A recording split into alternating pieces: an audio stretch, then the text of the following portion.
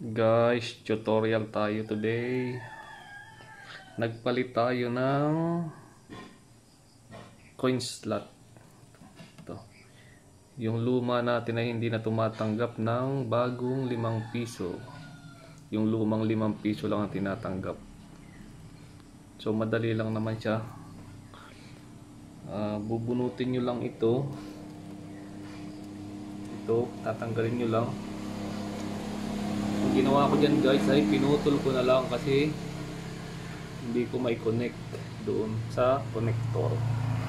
Pinutol ko na lang siya tapos pinagdugsong ko. So madali lang naman, bicolor lang, white, black at yung kulay pula.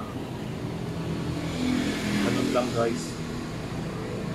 Connect nyo lang siya doon sa lumang connector. Kahit putulin nyo na lang, pwede naman.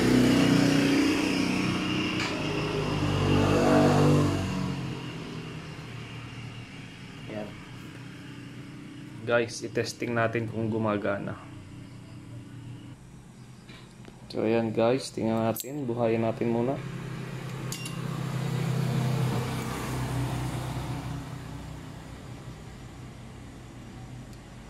Lugan natin ng lumang 5 piso muna.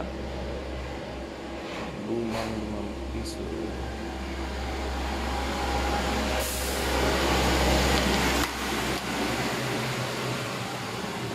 Try naman natin guys sa bagong 5 piso.